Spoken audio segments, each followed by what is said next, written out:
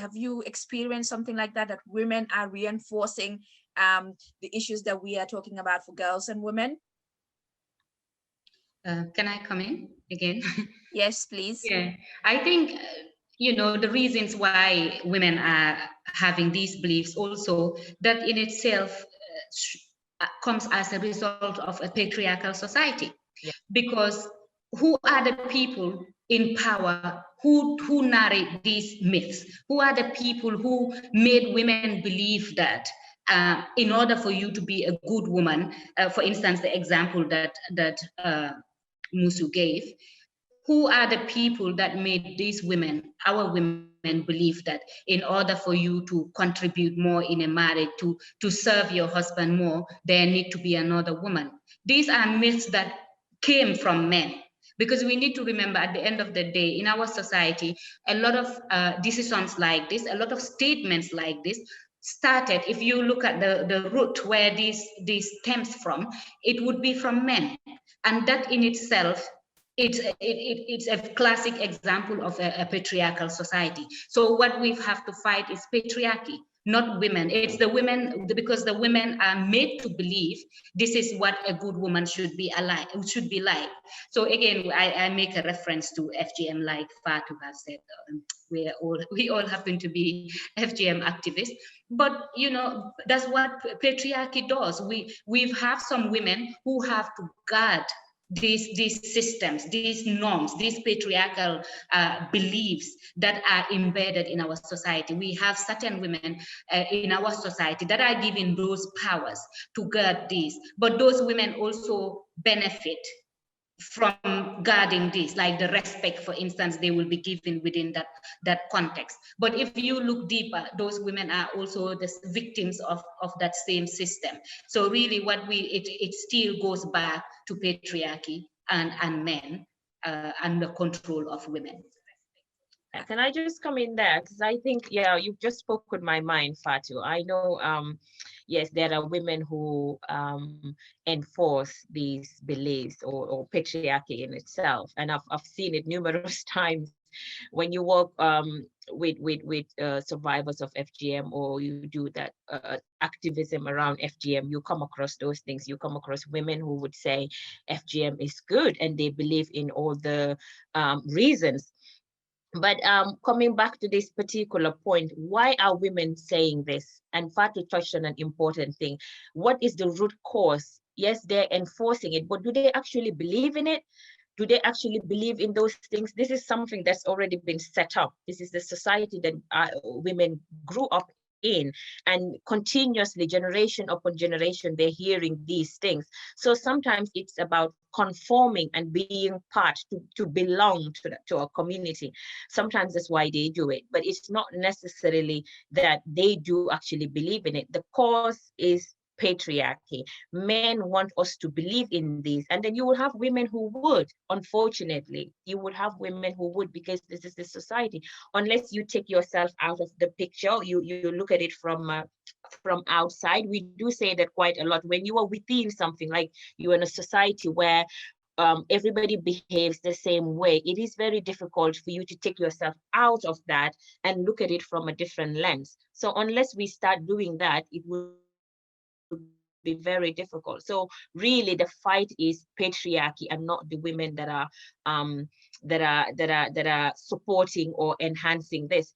That's a different fight. There is a fight around that, and that's education, like what we're doing right now, because most of the times it's also ignorance, as I said, but once you have deep conversations with these women, you would actually find that, they don't actually believe in these things. Even with the example of being a second wife, polygamy, a lot of women would say, oh, you are married, that's why you are fighting against these things. But when you have conversation and talk about all the impact, the consequences of polygamy, how it can be harmful to our family, some of these women would back off and say, I'm a choice. I don't have a choice, but what can I do? There are few men. Then the conversation shifts straight away. So it's not internal.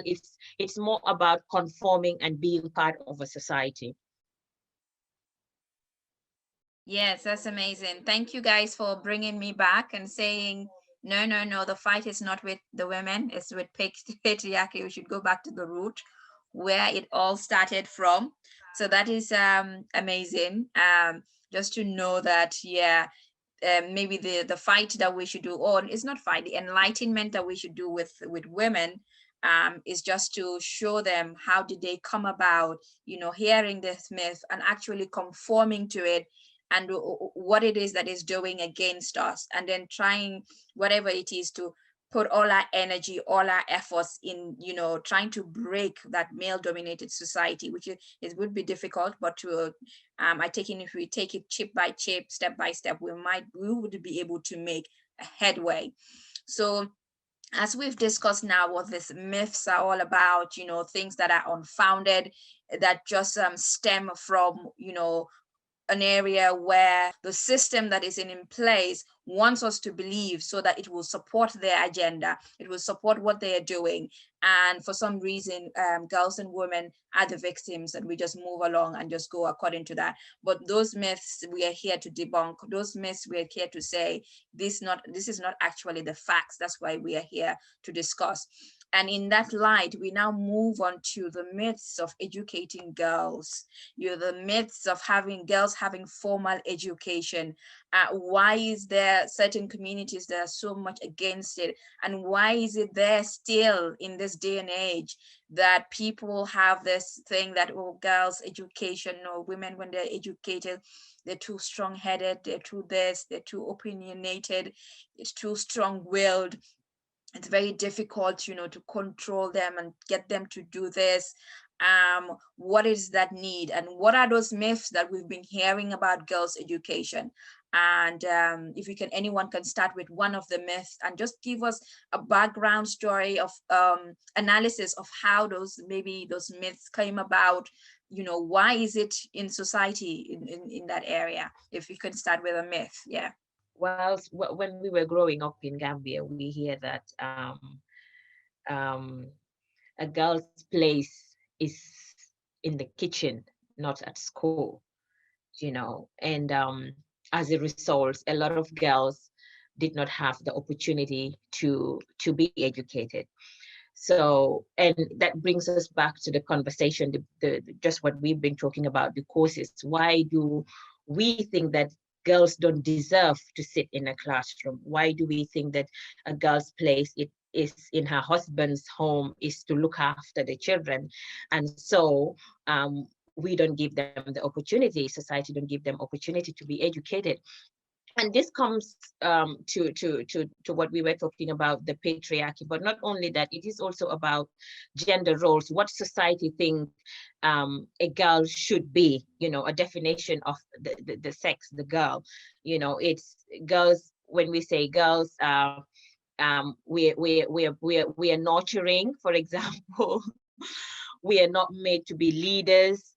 And society thinks that men are supposed to protect women. Women are inferior to men. And all of those type of thinking and perception creates an understanding that, there's no point to take a girl to school, because at the end of the day, when I educate this girl, she would end up being looked after by her husband. So what's the point of me educating this girl? So our great grandparents have this belief, they carried it on generations upon generations and not giving us the opportunity. So it goes back to the gender roles, how society sees, and gender roles is not something that is, it's created, it's not static, it's just like culture. It's a belief that society creates. It's not actually the reality. When girls are given opportunity to go to school, we all know what happens. They are able to control their lives. They know about their rights. There are so many advantages I'm sure we will talk about when we talk about the implications. But this is just one thing that I've been hearing for so long. And even as an adult woman, when you were married, and you have issues with your husband, for example, you were told you were supposed to be looking after the children, you're supposed to be the one cooking, So even if we are educated, we still are expected to look after our children, to look after the home, whilst the husband goes to work and bring for the family. So for society, they don't think that a girl should earn their own money. And so there is no point being educated. And we know that is false. we have seen that when women are educated, they can earn their own income. They can support their husbands. They can still be protected by this man, even if they are educated. And I'm sure one of the panelists would talk about the respect. That's another myth, that when a girl is educated, they don't respect their husbands. And all our lives as girls, we have just been controlled and molded to satisfy men. You know, that's just the reality. It's a sad reality, but that's how it is. And so some of our parents, especially those who are not educated, would conform to that, to belong to that society, you know, and give advantage to the boy child rather than the girl child. Thank you. Thank you, Fatu. Yes, thank you so much. And this oh yeah, it's one of the things that we had in our blog, that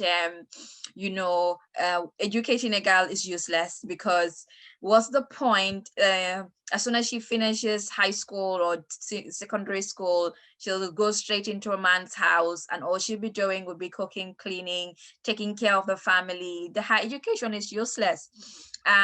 There's so many statistics out there that have shown that even if a girl goes up to grade 12 high school in Gambia, that girl is less likely to have a malnourished child, you know. So it means she knows how to take care of her child properly. She knows all the medical, interventions that she can go to if anything's happened. She knows how to make a decision. She knows how to do far more, than a girl that is not educated at all, because you'll be sitting down and not know where to go and find help. So educating a girl is just, to me, a no-brainer. I don't know why we're still discussing. It's obviously it's an issue. That's why we're still discussing about it.